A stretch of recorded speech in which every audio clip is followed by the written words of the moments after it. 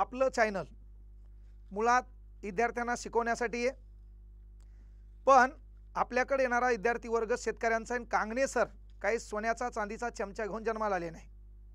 मग त्या शेतकऱ्याला बळीराजा म्हणतात, जगाचा पोशिंदा म्हणतात, पण खऱ्या अर्थानं जेव्हा त्याच्यावर वाईट वेळ येते आणि ती वाईट वेळ या 2-3 महिन्यात पाहायची असेल तर त्याच्या घरामध्ये साठवून ठेवलेली सोयाबीन पहा।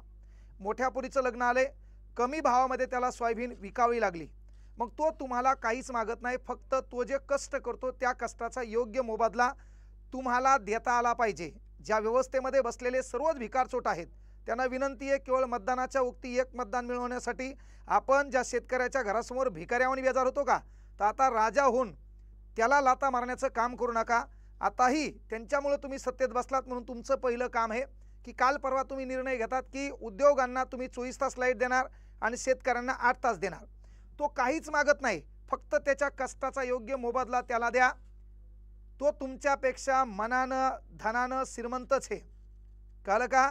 शहरामध्ये 2000 स्क्वेअर फूटमध्ये घर बांधून याचं त्याचं नाव टाकून स्वतः तू लय मोठा श्रीमंत आहे ह्या मिरवण्यापेक्षा त्याचे 2-3 एकर आहे ना, त्याच्यात पेरलेलं जे काही धान्य आहे ते निसर्गाच्या भरोशावर, म्हणजे तू या घरात 1 लाख रुपये ठेवले तर तुला किती ताण येतो, तर त्याचं पीक त्याचं शेतातलं जे काही त्याचे कष्ट आहेत हे उघड्यावर आकाशाच्या भरोशावर ठेवताना ते किती मर्द असेल भाऊ। आणि तो मरत नाही, मरण्याचा विचार देखील त्याच्या मनात येत नाही, पण साला त्याला समजून कोणी घेत नाही। एका तोळ्याचा तुम्ही भाव करता आणि आमच्या मायबापाला 1 किलो मागितल्यावर 1.25 किलो देणारी अवलादी आमचे बाप आहेत। मग तो बाप आमचा एवढा तुमच्यासाठी करतो, फक्त त्याची विनंती आहे त्याला जो कष्ट करायला आहे त्या कष्टाला योग्य मोबदला तुमच्याकडून मिळावा। आता रात्री तुम्ही 10-11ला लाईट टाकणार, 10-11ला लाईट टाकत असताना तो रात्रभर जागणार, सकाळी 8 पर्यंत तो बेजार होणार। याच्यामध्ये स्टॅटर असते है ना, त्याच्यामध्ये इकडं तिकडं वायर झालं, हात लागला, तो मेला, तुम्ही पंचनामे करायला येणार, व्हाईट कपडे घालून येणार है ना, त्याच्यानंतर तुम्ही खुर्चीवर बसणार, त्याच्या घरचे जो घरातला वाली गमवलाय ते खाली बसणार, तुम्ही तात्पुरती 2 मिनिटाची सहानुभूती घेणार, तुम्ही फेसबुकवर पोस्ट टाकणार, त्याला खाली लोक बढियापैकी कमेंट करणार आणि तू नेता हे साबित होणार। हे भंगार चाळेदार असे बंद करा। तो खरं शेतकरी आहे, तो मरण पावला, त्याचे कारण शोधा है ना। मग एवढ्या अडचणीतून तुम्ही रात्री लाईट देण्यापेक्षा दिवसभर त्यांना देऊ द्या, कारण उद्योगधंद्यांना लाईट देता, उद्योगधंद्यामुळे तुमचे दुकानं चालतात, पण तो उद्योगधंदा टाकायला आमच्या मायबापाकडे पैसा कुठे, आणि मग तो जगावा यासाठी बाबासाहेबांना घटनेमध्ये लिहिलं रे बाबा, कलम 48 राज्याच्या ध्येय धोरणाची मार्गदर्शक तत्वे है ना, की बाबा आधुनिक पद्धतीनं शेती करत असताना, पशुधनाची वाढ करत असताना शासन त्याचं संवर्धन करेल आणि शासन शेतकऱ्याच्या बाजूनं कटिबद्ध राहील। आणि आवर्जून सांगतो, आम्हाला विकासाची गरज नाही, या देशाला परिवर्तनाची गरज आहे। गोरगरीब एखादा आला आणि त्यानं समोसा मागितला, तुम्ही 10 रुपये दिले, त्यानं खाल्ला, हा त्याचा विकास झाला।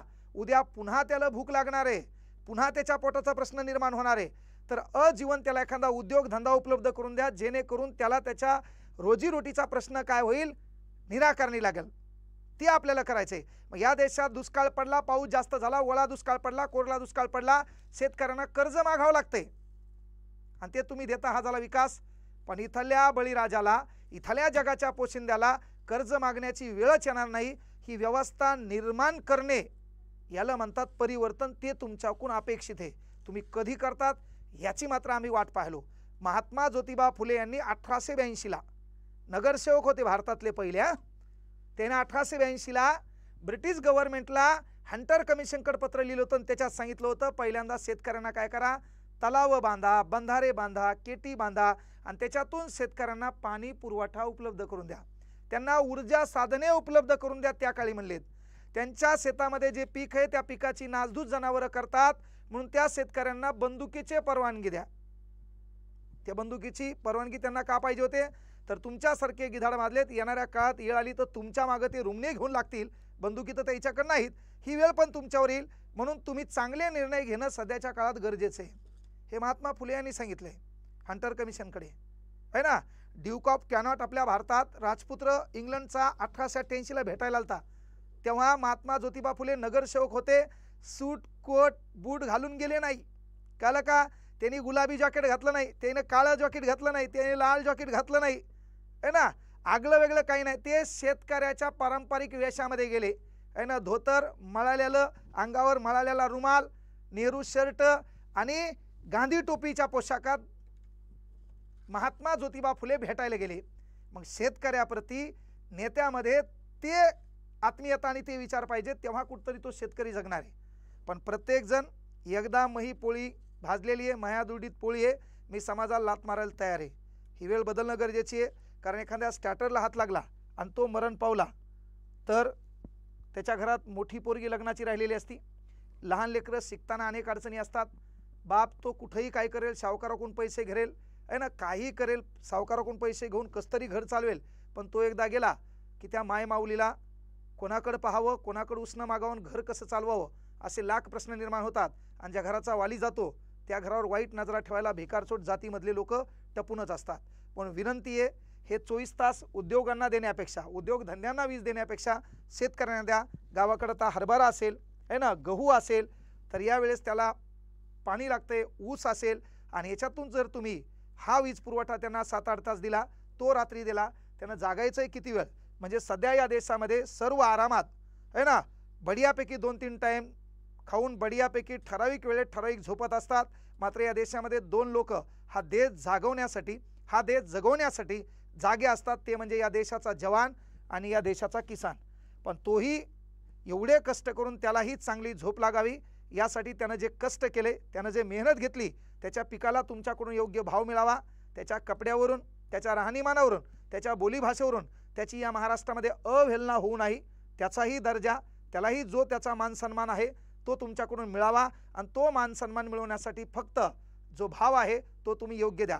अरे तुमच्या इथं चहा प्यालं 4 माणसाले तर 50 वेळा तुम्ही मोजता, आणि चहा कपाच्या काठावर बी येत नाही, खालीच बुडात असतो। शेतकऱ्याच्या इथं भगुनभर चहा असतो, काय मरस्तोर प्यायचा तो तू पे। आपल्या इथं माणसाले तर चपात्या मोजून केल्या जातात, त्याच्यामध्ये चतकोर चपाती आहे ना 3दा बाई वाढती, त्या वाढण्यामध्ये तुला गॅप पडतो, कमी खातो। शेतकऱ्याच्या इथं दुर्डी भरून चपात्या केल्या जातात, तू किती खायचं काय, पुन्हा 2-3 चपात्या शिल्लक राहतात। येणारं कुत्रं देखील शेतकऱ्याच्या घरावरून उपाशी जात नाही।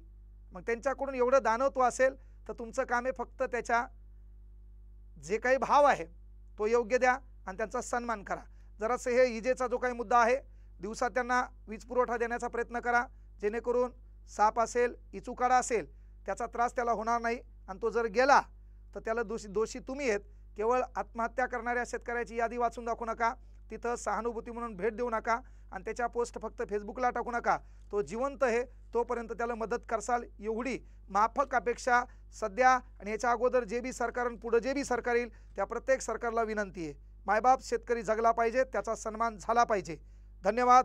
जय हिंद, जय महाराष्ट्र।